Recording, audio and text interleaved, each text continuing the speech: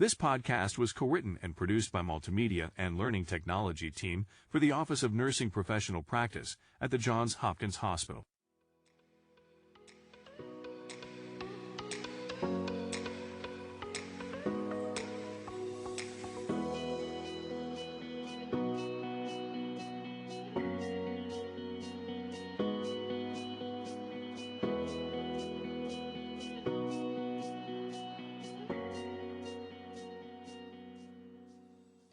Hello, and welcome to our fourth in a series of podcasts about mobile hospice care, where we aim to feature the most compelling details about the new JHH Gilchrist Mobile Hospice Partnership. My name is Quinn, and I am a Full Scholar recipient working with the Office of Nursing Professional Practice at the Johns Hopkins Hospital. Today we welcome back Renee Mayo from Gilchrist. Hello, Renee. Good morning, Quinn. Thank you for having me again. Thanks for being back, Renee. We are glad to have you back, especially when having this conversation about critical conversations in advanced disease. As a reminder, Renee is the program manager at Gilchrist and has been gracious enough to walk us through some hospice best practice topics. Renee, do you mind giving the listeners a quick background on what critical conversations are and what the goals of these conversations are in the hospice setting? Sure. I term this critical conversations because they are so important in the understanding of what our patients understand when they are in the midst of advanced illness. National and local studies show that medical residents identify these difficult discussions as one of the top areas where they feel least trained in. So we replicated this study a few years ago locally, and we found much the same thing, although with increased experience came increased confidence, but not necessarily an increase in skill or knowledge. So I think, there are a lot of reasons to embark on these difficult and also challenging discussions. It could be to communicate a poor prognosis, talk about goals of care, compassionate extubation, perhaps most importantly, when there's some kind of conflict. You know that feeling you get when you're walking down the hall and you see someone that you really want to avoid, Yes. and you want to turn the other way? That's exactly the person you need to be talking to. And many times it's because there's some kind of difficult topic lingering. Yes. It must take a lot of patience and determination to have an effective conversation at such difficult times in our patients' lives. Do you have any tips when starting to plan for such conversations? I do. I mean, first and foremost, I would say be prepared to lean in and listen. Make sure you carve out the time to do this. Even if, these conversations generally will take around an hour. So even if that means handing off your phone to someone and asking a colleague to cover you, if you are intentionally present and paying attention, you will get what you need out of this time, which may save future phone calls and conversations throughout the course of the days ahead. I think most importantly, to understand where everyone is on this case. So talking to other physicians, consultants, nurses, social workers, find out everything that you can so that you don't walk into that room and provide misinformation because something has changed since you were last there. That will instantly create a distrust among the family and the providers, right? So you don't want that to happen.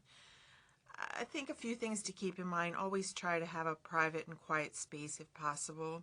Sounds really small, but have Kleenex available. It is really an opportunity to show a gesture of comfort and compassion when needed. Avoid this idea. Have you ever heard of us versus them seating? I have not, Renee. Can you walk me through what Yeah, that is? so, we're human beings. We like to gravitate toward people we know and like. So when we walk into these meetings, it tends to be all the white coats on one side and the family on the other. That creates an us versus them kind of setting right off the bat. That is not what we want. We want to show that we are in this together. So many times I will go around and just sit with the family and kind of try to shake that up a little bit.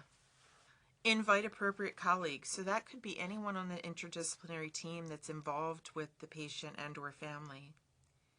Make introductions and know if and who the legal decision makers are. And have a plan in what you want to accomplish in this meeting before you go in, right? Yeah. And it may not be that decisions are made. It may just be informational. or it may be to get the family and or the patient to start thinking about how things are moving forward. Then you just need to stop, be quiet, and be prepared to listen. Yeah, especially when they're in such vulnerable parts of their lives for everyone. So it sounds like we need to have preparation and plan settings as a key. Do you have any other pearls? Absolutely. I think if you remember nothing else from this podcast, Quinn, remember to start the family meeting after the introductions with, tell me what you have been told. The family may respond to that by saying something like, you're the professional, you tell us. To which I would say, but you know Mom better than anyone else. And it's important to us to understand what you know and what you have been told. And they will start talking, and then you're going to say, tell me more. Some people will go back many, many years, right? There is value in that because now you are starting to understand that patient lying in this hospital bed is also a human being just like the rest of us with a whole life. Right? As maybe a mother, a friend, an employee, someone who liked to garden or someone who liked to cook. So you start to develop this picture of a person just like you and I. It helps start to formulate what this person wanted by the way they've lived their life. And I think it's really important to understand that from the family's perspective, especially if the patient is unable to express those things themselves. Allow them however much time they need. Allow that flow. They can't listen to what we have to say until they feel that they've been heard. That's a really good point, Renee. I think most of us want and need to be heard before we are even open to listening to anything. Exactly. I think inherently clinicians want to do the right thing and be present in these conversations. There are other things to come in play because, again, we are also human beings. Some of us have a fear of our own mortality, so we don't like to talk about these things. Some people don't feel comfortable because they have a lack of experience. Some people want to avoid the emotional aspects because they don't know what to do with that, not realizing you don't have to do anything. Right. I think overwhelmingly what I have seen the most is a somewhat of a sense of guilt on the part of the providers that went into this work to make things better for people and to hopefully heal people. And when that can't happen, I think a lot of times they feel really bad that there wasn't more that they could have done. Right. You know, when you talk to people using language that people can understand, open-ended questions and listening attentively, how are things for you right now? What do you understand about your current condition? How can we support you? I still remember those last conversations. Renee, we've wrapped up our 3 previous podcasts by sharing a valuable question or pearl of wisdom to shed some light on these important hospice podcast topics. In relation to critical conversations in advanced disease, what is a question you find valuable to ask the family? So I did not create these. They are well known in the field of advanced illness, palliative, and hospice. But I think if you, again, do nothing else but ask the family what they know, let them talk, and then be prepared to ask the patient and family these questions, you will get all of the answers you need. What are you worried about? What are you afraid of? What are you hoping for? And what can I do for you right now? At the end of the day, Quinn, we're all human and trying to work through very difficult circumstances with both compassion and empathy. And combining that with the skills of having difficult conversations, you can walk away knowing that you've done the very best that you can for that patient and their family, despite the fact that they are dying. This is all very helpful advice. I really appreciate your expertise, Renee. Are there certain topics that should not be brought up or other pitfalls to watch out for and avoid? I think if you have established a safe environment to be open and have engaging, honest dialogue, I don't think there's any topic that should be avoided. What should be avoided is some of the things that we say that probably aren't very helpful, like, I know how you feel, or you know what's going on, right? There is nothing else we can do. Think more along the lines of, this must be difficult for you. Tell me what the doctor has told you. We will make sure that we keep her comfortable, as comfortable as possible, and continue caring for her as long as she is with us. We forget that even when we can't fix the disease, we are able to still care for people. And sometimes the most important thing we can do is to make sure that they're warm and safe, clean, dry, and as comfortable as possible. That is still caring for a person. Right? You know, when there is bad news, I would say always fire a warning shot. Something like, I'm afraid I have some bad news. Many times people sort of prepare themselves emotionally for whatever it is that's coming their way. And that allows them the time to do that. You don't have to do anything again but be present. They many times will have an emotional response, understandably. You don't need to do anything in that moment, but just continue to be there. I would say also, remember that when you're approaching patients and family members in the hospital, it's not the best time for any of them. I always say, do you remember that feeling to people who have had children, that feeling when you've been up all night with a baby who's crying and they need to eat and you are back to work?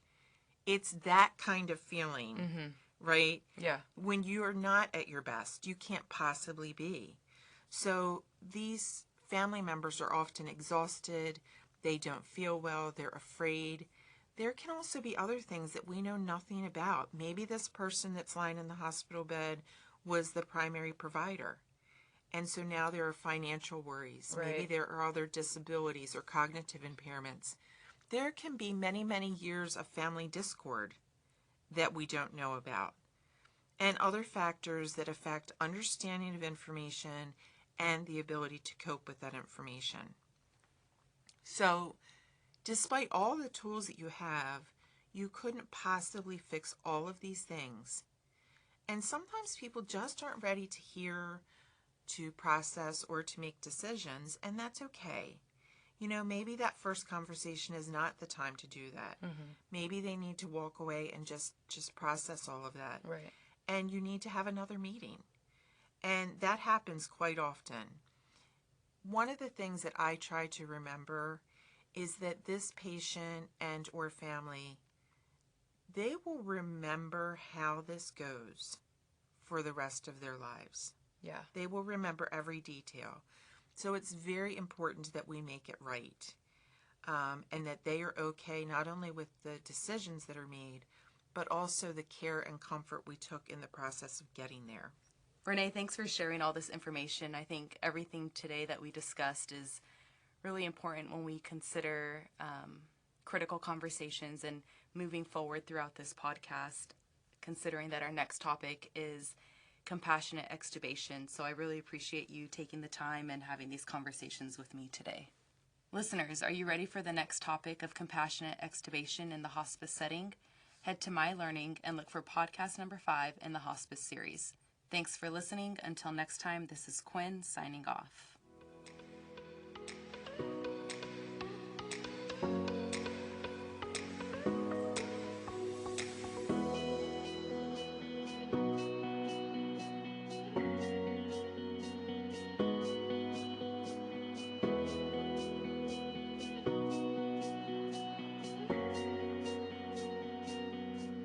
A special thanks to JHU School of Nursing for providing the studio recording room and equipment.